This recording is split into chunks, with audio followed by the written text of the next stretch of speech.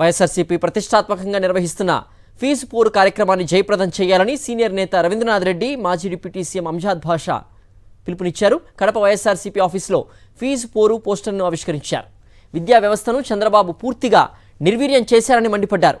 పెండింగ్లో ఉన్న ఫీజుల్ని విడుదల చేయాలని డిమాండ్ చేశారు.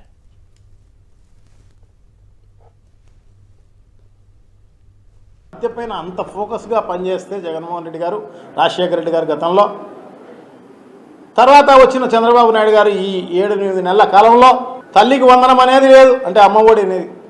ఎందుకంటే నీకు 15,000, నీకు 15,000, నీకు 15,000, ఇంకా పుట్టించుకోండి వాళ్ళకు 15,000 అని చెప్పిన నాయకులు చంద్రబాబు నాయుడు గారు, నారా లోకేష్ గారు, అందరూ, పవన్ కళ్యాణ్, మిగతా తెలుగుదేశం పార్టీ అభ్యర్థులు ప్రతి ఇంటి దగ్గరికి పోయి చెప్పడం జరిగింది. లేదు, ఈ సంవత్సరం లేదు. సో అదే కాదు, ఆ తల్లికి వందనం లేదు. ఇప్పుడు ఈ ఫీ రీఎంబర్స్మెంటు కాలేజీలకే వేస్తాం అని గొప్పలు చెప్పి ఇంతవరకు వేసిన పరిస్థితి లేదు.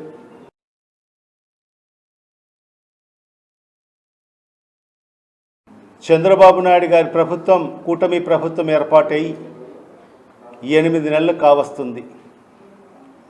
మరి ఈ 8 నెలల కాలంలో మనం ఒక్కసారి చూస్తే ఎన్నికల ముందు ఇచ్చిన అనేక హామీలు ఏ ఒక్క హామీ కూడా ఈ 8 నెలల్లో అమలు చేయక కేవలం గత ప్రభుత్వం మీద నెపం నెట్టుకుంటూ మరి ఈరోజు కాలయాపన చేసుకుంటూ మరి ఈరోజు ఈ కూటమి ప్రభుత్వం యొక్క పరిపాలన కొనసాగుతుంది.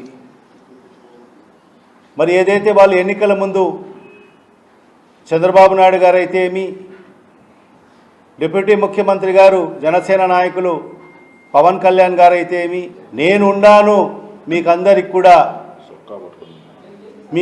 కూడా నేనుండాను అని చెప్పి, మీకందరికీ అండగా ఉంటానని చెప్పి ఆ రోజు విద్యార్థులందరికీ కూడా నమ్మబలికి